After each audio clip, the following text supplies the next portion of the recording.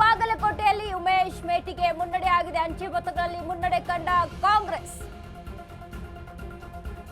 ವೀರಣ್ಣ ಚರಂತಿಬೆಟ್ಟಗೆ ಆರಂಭಿಕ ಹಿನ್ನಡೆ. ಬಿಜೆಪಿಯ ವೀರಣ್ಣಗೆ ಶಾಕ್ ಕಾದಿದ್ಯಾ? ಬಾಗಲಕೋಟೆಯಲ್ಲಿ ಉಮೇಶ್ ಮೇಟಿಗೆ ಮುನ್ನಡೆ ಇದೀಗ. ಅಂಚೆ ಮತಗಳಲ್ಲಿ ಮುನ್ನಡೆ ಕಂಡ ಕಾಂಗ್ರೆಸ್. ವೀರಣ್ಣ ಚರಂತಿಬೆಟ್ಟಗೆ ಆರಂಭಿಕ ಹಿನ್ನಡೆ ಆಗಿದೆ. ಉಮೇಶ್ ಮೇಟಿ ಮುನ್ನಡೆ ಆಗಿರುವಂತದ್ದು, ಮುನ್ನಡೆ ಕಾಣಿಸ್ತಾ ಇದ್ದಾರೆ. ಅನುಕಂಪದ ಅಲೆ ವರ್ಕೌಟ್ ಆಯ್ತಾ ಇಲ್ಲಿ? ಮತ್ತೆ ಬಾಗಲಕೋಟೆಯ ಮಂದಿ ಬಿಜೆಪಿ ಕಾಂಗ್ರೆಸ್ ಅನ್ನೇ ಒಪ್ಕೊಳ್ತಾರ ಅಂತ? ಇದು ಆರಂಭಿಕ ಕೌಂಟಿಂಗ್ ಅಷ್ಟೇ. ಆರಂಭಿಕ ಕೌಂಟಿಂಗ್ ಅಲ್ಲಿ ನಡೀತಾ ಇರುವಂತದ್ದು. ಸದ್ಯಕ್ಕೆ ಉಮೇಶ್ ಮೇಟಿ ಇದೀಗ ಮುನ್ನಡೆಯನ್ನ ಸಾಧಿಸಿಕೊಂಡಿದ್ದಾರೆ. ವೀರಣ್ಣ ಚರಂತಿಬೆಟ್ಟಗೆ ಹಿನ್ನಡೆ.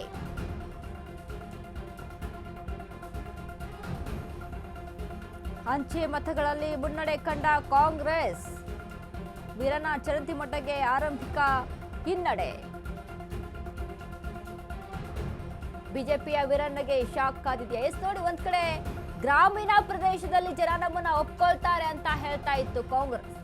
ಅದೇ ರೀತಿಯಾಗಿ ಅಂಚೆ ಮತಗಳಲ್ಲಿ ಇದೀಗ ಮುನ್ನಡೆಯನ್ನ ಕಾಣ್ತಾ ಇದೆ ಕಾಂಗ್ರೆಸ್.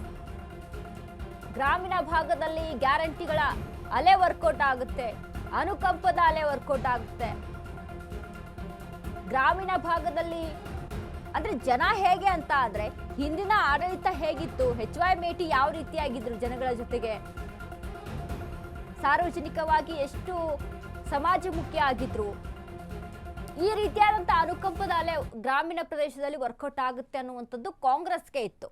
ಕಾಂಗ್ರೆಸ್ ಕೊಟ್ಟಿರುವಂತ ಗ್ಯಾರಂಟಿಗಳಿಂದ ಗೃಹಲಕ್ಷ್ಮಿ ಯೋಜನೆ, ಶಕ್ತಿ ಯೋಜನೆ, ಇದು ಅಲ್ಲಿ ವರ್ಕೌಟ್ ಆಗುತ್ತೆ ಗ್ರಾಮೀಣ ಭಾಗದಲ್ಲಿ ಅನ್ನುವಂಥದ್ದಿತ್ತು. ಯಾಕಂದ್ರೆ ಗೃಹಲಕ್ಷ್ಮಿ ಯೋಜನೆ ಅಡಿಯಲ್ಲಿ ಇದೀಗ ಸಾಕಷ್ಟು ಮಹಿಳೆಯರು ಇದನ್ನ ಒಪ್ಕೊಳ್ತಾರೆ.